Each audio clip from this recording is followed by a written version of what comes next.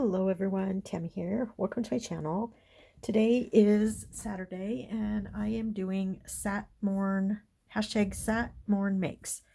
And this is hosted by Jill Norwood Designs. And again, I prepared, so I'm probably going to fast forward, maybe. We'll see how I'm feeling. So this one, I thought it would be fun to do a pocket on a pocket. I might offset it a little bit. Yeah, I think I might offset it. That's kind of cool. So I hope you're all having a great day, had a great week.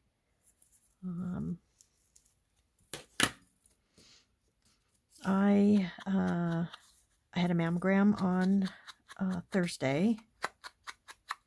For those that don't know, I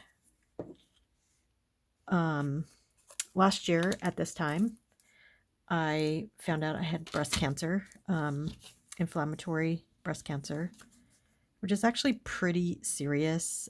It's fairly rare, and it requires pretty aggressive treatment. It was not stage 4, but all inflammatory breast cancer is stage 3. So, yeah. And then it had spread to one of my lymph nodes under my arm. So yeah, last year at this time, I was not in a great place. Not gonna lie. And let's see.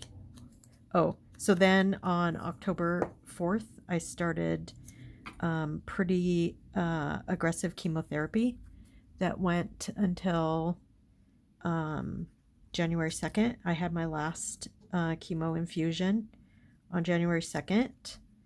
I was supposed to go until mid-March, but my body, I couldn't handle it. I could not handle the chemo. It was not.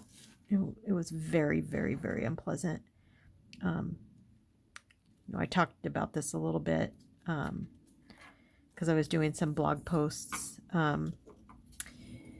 and most people, well, I don't know a lot of people that have had cancer, so I'm not going to say most people, but I had a friend who had colon cancer, and she said, oh yeah, I have good days and bad days, and so I was expecting good days and bad days. I have to be honest, from my very first infusion, I had no good days. It made me very sick, very fatigued from the get-go. And even by my second infusion, I was already getting numbness in my thighs. And it just kept getting worse and worse. So currently I have some neuropathy in my my feet, a little bit on my fingertips, but I don't really notice that too much. And I even wore ice packs while I was receiving the chemotherapy. I wore ice packs on my feet and on my hands, and did not help. So that was, yeah, January 2nd, I had my last infusion, and so they pushed surgery up. Inflammatory breast cancer always requires a mastectomy. I only had it in one breast, and so, talked to the surgeon, did some research online, talked to my friends, talked to my family, and I decided to just have a left side mastectomy. So I still have my right breast. I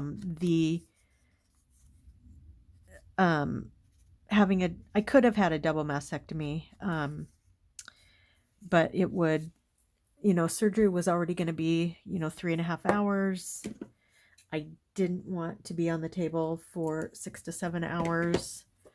So I chose to just get a single, and they call it a radical mastectomy because they removed all all of the lymph nodes that were connected to my mammary glands. So any lymph node that was under my arm got removed. There was 11 of them. One did have cancer, but we knew that going in. And there was 4 of the 11. Well, 4 of the remaining, so I guess, yeah, 10. So basically, and they were precancerous. So yeah, so I'm very glad that she did all of that. So that was on January 29th. So I had my last chemo on January 2nd. January 29th, I had my mastectomy. I had 2 months to recover, full 8 weeks. So then was it?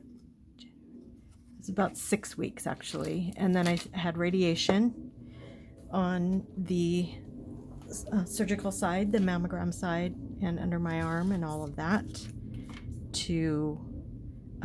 the surgeon got all of the cancer. So she was very, very pleased. It was a very, very successful mastectomy. She was very happy with the results, and I was very happy because I had a scan in like a week before my surgery, an MRI. Actually, I had an MRI, and then a week later I had a CAT scan. So I had 2 scans before my surgery, and there was no cancer anywhere else. So that was good. And yeah, so then I had 30 days of radiation. So 30 treatments. So it was 5 days a week for 6 weeks.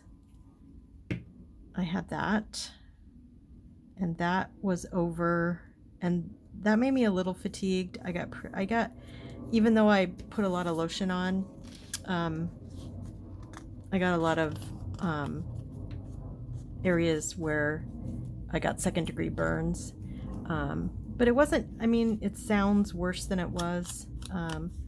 It did make me fatigued and tired. I had no stamina.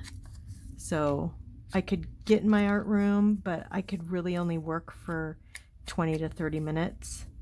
But I just kept going. I didn't actually start in my art room until I recovered from, or get back to my art room, I should say, until I recovered from the surgery. And I went to physical therapy. They were concerned about lymphedema because of removing so many of the lymph nodes. You can get lymphedema, which is a swelling of your arm. Thankfully, I did not get that, and I wore a compression sleeve for months. I actually just stopped wearing it probably a month ago or so. It helps prevent the lymphedema or cuts down on it. I also did some massaging of my arm to get the lymph fluid moving. So you basically kind of do this, and it's a very soft massage, like this, and then like this, and like this, and you just do this all the way up your arm, and then down the side along your rib cage, and then kind of over to your belly, and I did that multiple times a day. So anytime that I was putting lotion on, which I was putting a lot of lotion on, and then I had a dressing on for the burns, I would do the massaging. So I think all of that really helped, and going to physical therapy. The physical therapists were great. I was just released from physical therapy 2 weeks ago.